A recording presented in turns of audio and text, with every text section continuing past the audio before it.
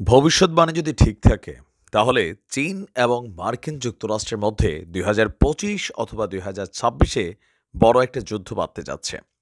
এই বিষয়টি নিয়ে আমেরিকার বিভিন্ন সেনাবাহিনী, নৌবাহিনী তারা কিন্তু ব্রিফ করেছে। যেমন সাবেক একজন মার্কিন সেনাপ্রধান তিনি কিন্তু বলেছিলেন যে তারা চীনের সাথে যুদ্ধে লিপ্ত হতে পারে ২০২৫ বা ২৬-এ। আর সেই উপলক্ষে আমেরিকার যে বিমান বাহিনী আছে তারা ৫০,০০০ সেনার একটা স্পেশাল টিমও কিন্তু প্রস্তুত করেছে। চীনের প্রস্তুতি কতটুকু? দর্শক, চীনারা আপনার এই যে কয় না যে চীনা মাথা, এমন এমন সিস্টেম তৈরি করছে আমেরিকার সাথে লড়াই করার জন্য, যেগুলো নিয়ে আমরা জানি না যে আমেরিকা আসলে এই ধরনের কোনো পরিকল্পনা করে রাখছে কিনা। তবে নিশ্চয়ই আমেরিকাও রাখছে। বাট আমেরিকার জন্য শকিং নিউজ হচ্ছে এবার মানে দুনিয়ার জমিনে আর কোনো যুদ্ধ হবে না। না, যুদ্ধ বিমান দিয়েও না, সিস্টেমটা অন্যরকম। মহাকাশ থেকে আপনার মার্কিন রণতরী, আপনারা জানেন যে আমেরিকার যে রণতরীগুলো, সেগুলোতেই হামলার পরিকল্পনা তারা করেছে চীন।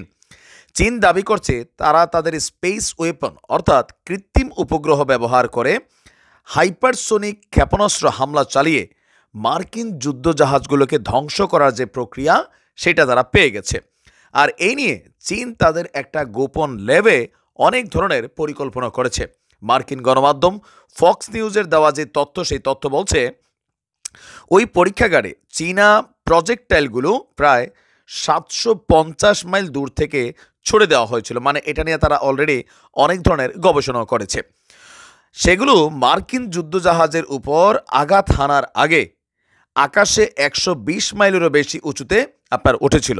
এটা অন টেস্টে আপনার এই কাজগুলো চলছে। আর এই চেংডুতে অবস্থিত চীনা সেনাবাহিনীর সাথে সম্পর্কিত আপনার একটি ইলেকট্রনিক ইনফরমেশন কন্ট্রোল সুবিধা সম্পন্ন ল্যাবে কাজটি করছেন চিউ লিডাং নামক একজন চীনা বিজ্ঞানী। প্রাচীনকাল থেকেই যুদ্ধ নির্দেশনা দেওয়ার স্থানের উচ্চতা কমিয়ে মানে এটাকে একটা লিমিটেড ভার্সনে আনা সবসময় একটি প্রধান কৌশল ছিল বলে মনে করছেন এই যে চীনা বিজ্ঞানী আছেন, ওনার নাম হচ্ছে লিউ চিডাং।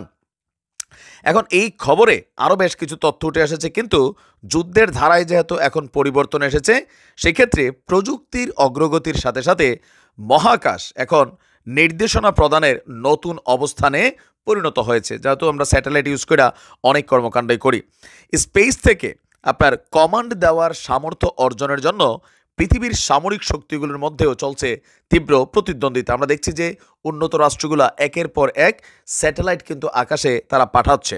আর আমাদের মতন রাষ্ট্রগুলো তাদের কাছ থেকে নানান আবহাওয়া বলেন, জলবায়ু বলেন, অনেক কিছুই কিন্তু আমরা ইনফরমেশন পাচ্ছি।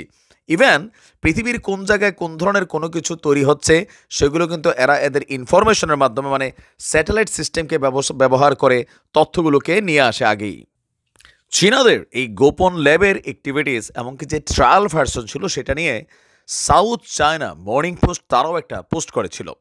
তারা বলছে যে চীন তাদের কম্পিউটার সিমুলেশন সিস্টেম ব্যবহার করে মার্কিন রণতরীগুলির উপরে ল অরবিটে অনেকগুলো কাজ করেছে। ওইসব স্যাটেলাইট দিয়ে মার্কিন যুদ্ধজাহাজ থেকে আসা রাডার সিগন্যালগুলোকে শনাক্ত করা হয়েছিল আপনার এই স্যাটেলাইটের মাধ্যমে। কাজটির পরের পদক্ষেপ হিসাবে ব্যাকগ্রাউন্ডে একই রকম সিগন্যাল পাঠিয়ে এক ধরনের নয়েজ তৈরি করা হয়।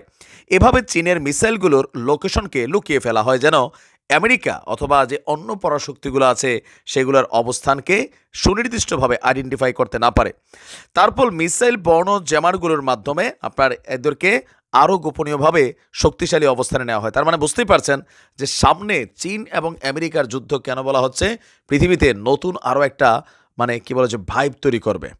সামরিক শক্তিতে চীন এখনও আমেরিকা থেকে অনেক পেছনে হলেও চীন যেভাবে ক্রমবর্ধমান হিসাবে শক্তি হিসাবে সামরিক বা স্পেসে নিজেদের অবস্থান সুনিশ্চিত করছে, টেনশনে আছে মার্কিনিরা। দেখা যাক কি হয়। ভালো থাকুন।